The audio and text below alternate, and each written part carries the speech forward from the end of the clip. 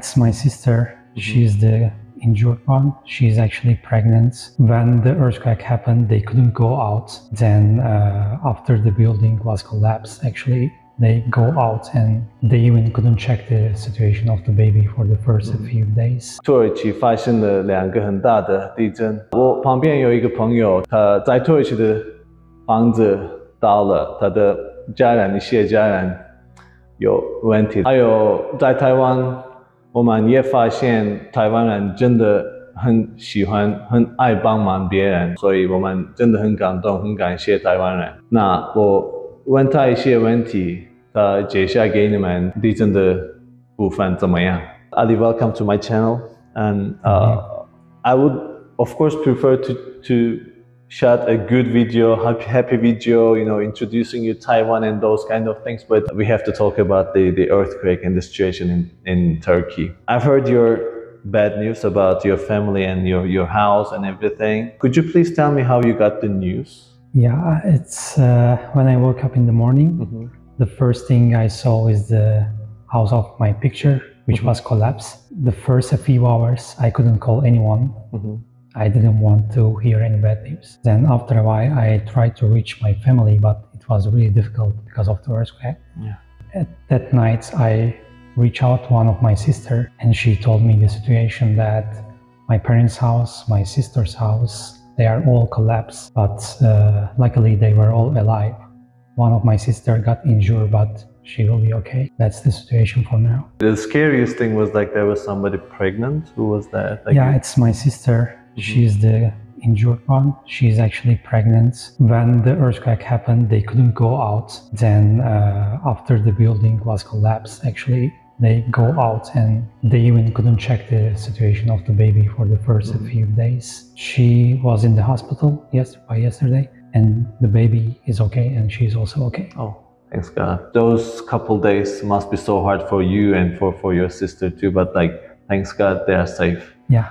But there are so many people who are not safe. How did you get the news from them? Because like internet and like GSM operators, like they lack of service. One of my sisters, she's living a little bit far away from my parents and other sisters. She tried to text me somehow, and she told me that everybody is alive. Although my family is alive, I lost some of my friends, some of my neighbors, some of my relatives, and there are still many friends or neighbors we still cannot reach them, or we don't know where are they. It is still not easy to reach out someone, but yeah, that is how my sister texted me and told me everything. Eğer hani şey yapamazsan, devam edemeyecek olursan söyle. Yani devam etmek zorunda değiliz.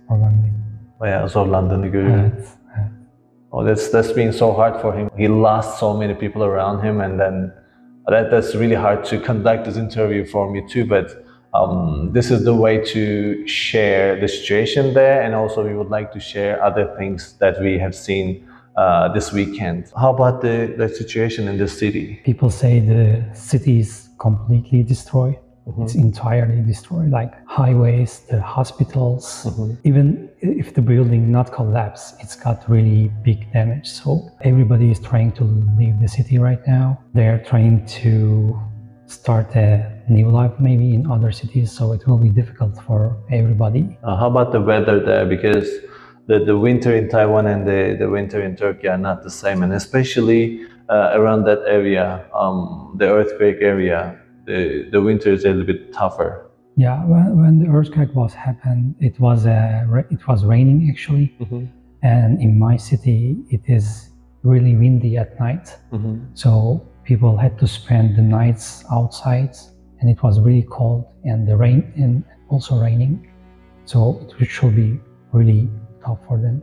Now I heard that like the snow started there, and it's gonna be even harder for the people who are waiting to be saved, because the buildings are cold and no heating system. Of course, they collapsed buildings.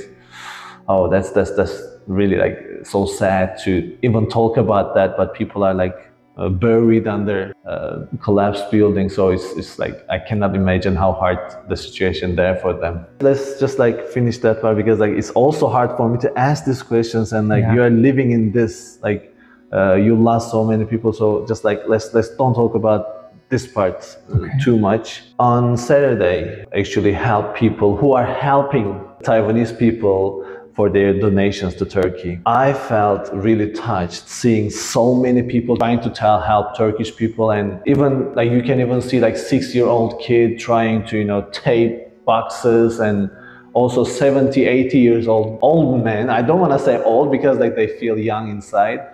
They are trying to help, at least like push something, and then like separate things, at least write something. So everybody is trying so hard. And there was a lady who introduced me the things, the facilities and everything, how everything goes. She received so many calls from people who are coming from Tainan or like Taichung or something. They were asking for the roads and everything, the address, and the Taiwanese people's help didn't end that day, and it's going there for like 5 days, right? Like, yeah, that's what I know.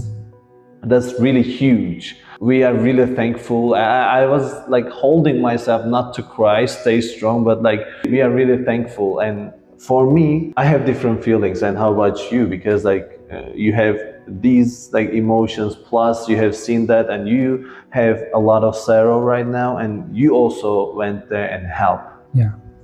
When I arrived to the site, actually, I got emotional. I didn't expect that I am going to see that much people. Like the help was keep coming, and people were keep coming to help. It was a really huge help. We are really grateful, and we really appreciate the help from Taiwan. Have you experienced any earthquake in Taiwan? Yes, I have experienced a few earthquakes in Taiwan, but it was not that big, I think. As I heard from my Taiwanese friend, they are usually really calm during the earthquake. Yeah. When it was happening in the classroom or something, they were just like really calm, and they don't try to run away. Yeah. Like when I came here first, my wife, then my girlfriend was cooking for me, and there was a big earthquake, and then I was like panicking because like I have childhood traumas. I was panicking, and then she was like, "Okay, what happened?" I said like, "There's an earthquake. Can't you feel?" She said, "Yes." And what should we do? And she was like, "Okay, just sit and wait for me. I'm almost done."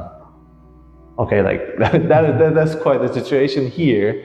The understanding of earthquake is quite different here in Taiwan, because I noticed earthquake is not that scary when I came to Taiwan. I think the biggest reason is the quality of the buildings. Yes. Do you also feel like the quality in Turkey is different than here? In Taiwan history, actually, they also experienced really big earthquake, especially is the one which is in 1999. After that experience, they actually gained something, they learned something from that, and they rebuild their building based on that earthquake, and stronger and much better, I guess. Thanks so much for answering my questions. I know it's so hard to answer such questions, especially when it's new and it still hurts you, I know. Thanks a lot for accepting this interview, and I hope our viewers can also know more about the earthquake and the situation and how grateful we are.